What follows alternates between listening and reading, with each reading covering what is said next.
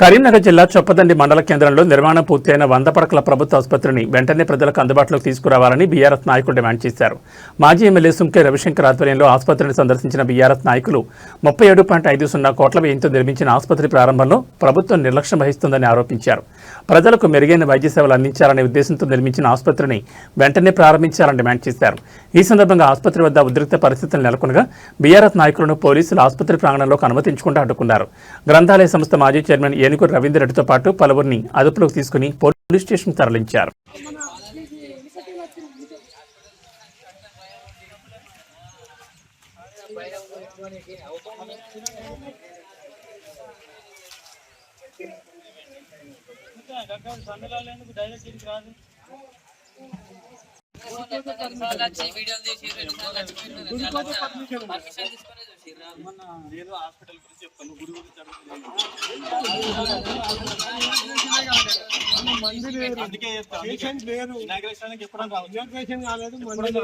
దానికి ఇప్పుడు దానికి పర్మిషన్ ఏమని తీసుకోవాలి అయిన తర్వాత ఏ రోజు పబ్లిక్ అప్లై చేసుకో డిమాండ్ అడగండి ఇస్తారు అడగండి.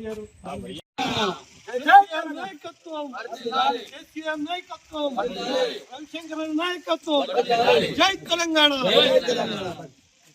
100 పడకల ఆసుపత్రిని వెంటనే 100 పడకల ఆసుపత్రిని వెంటనే 100 పడకల ఆసుపత్రిని వెంటనే 100 పడకల ఆసుపత్రిని వెంటనే 100 పడకల ఆసుపత్రిని వెంటనే చొప్పదండి 100 పడకల ఆసుపత్రిని వెంటనే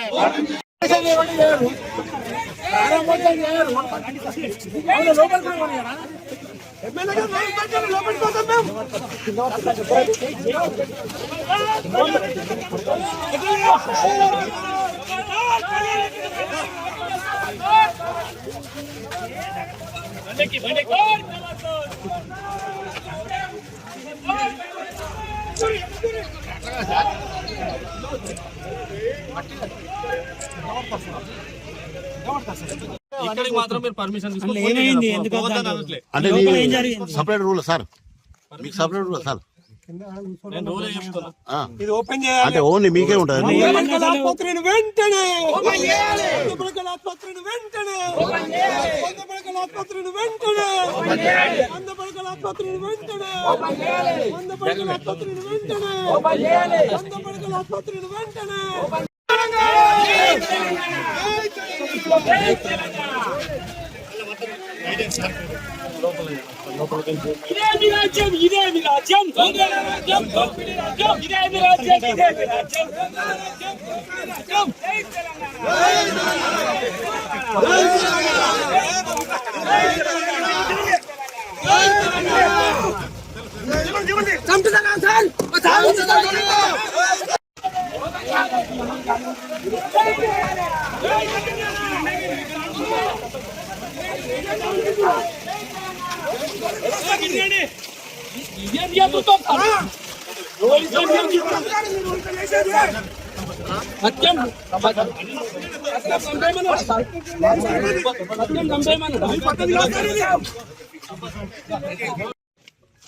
నియోజకవర్గ కేంద్రంలో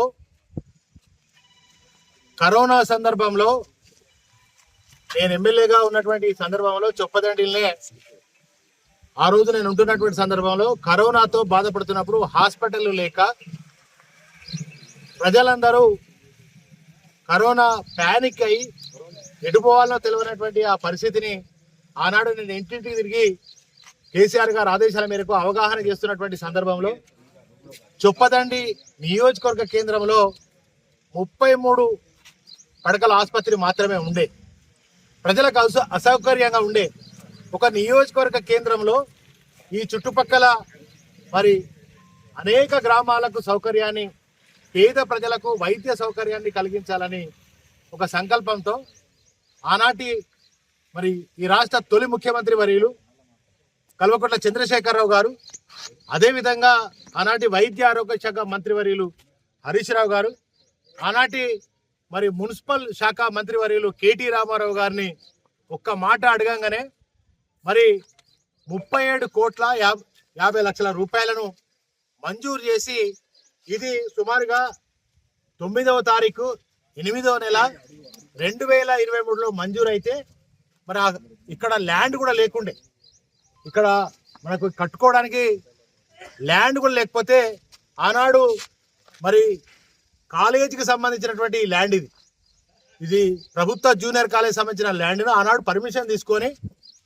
మరి విద్యాశాఖతో అనుమతి తీసుకొని కలెక్టర్ గారితో మాట్లాడి దీనికి దాదాపుగా 3 ఎకరాల పైచీలకు ఈ యొక్క ప్రభుత్వ మరి ఈ యొక్క స్థలాన్ని కేటాయించడం జరిగింది. స్థలాన్ని కేటాయించడం, ఇంత పెద్ద 100 పడకల ఆసుపత్రి నిర్మాణం చేసుకున్నాం.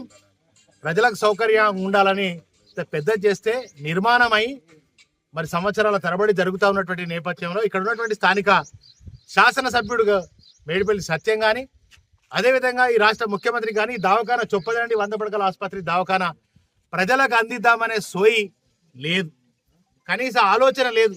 ఇక్కడ ప్రజలు మరి అనేక రోగాల పాలైతే ప్రైవేటు దవాఖానాలకు పోయి అక్కడ లక్షలాది రూపాయలు ఖర్చు పెట్టుకొని మరి అనేక రకాలుగా నష్టపోతున్నటువంటి ఈ పరిస్థితుల దృష్ట్యా దీన్ని వెంటనే తక్షణమే దీన్ని ఇనాగ్రేషన్ చేసి ప్రారంభోత్సవం చేసి ప్రజలకు అందించాలనేది మా డిమాండ్ చేస్తా ఉన్నాం. మీకు ఒక 15 రోజుల అవకాశం ఇస్తున్నాం. ఒక 15 రోజులు ఈ ప్రభుత్వానికి అవకాశం ఇస్తాం. లేదంటే మేమే ప్రజలే స్వచ్ఛందంగా వచ్చి వేల మందితోటి దీన్ని ఇనాగ్రేషన్ కూడా చేసుకుంటాం. ప్రజలకు ఎట్లా సౌకర్యం కలగకుండా కాంగ్రెస్ ప్రభుత్వం అడ్డుకుంటుందో చూస్తాం.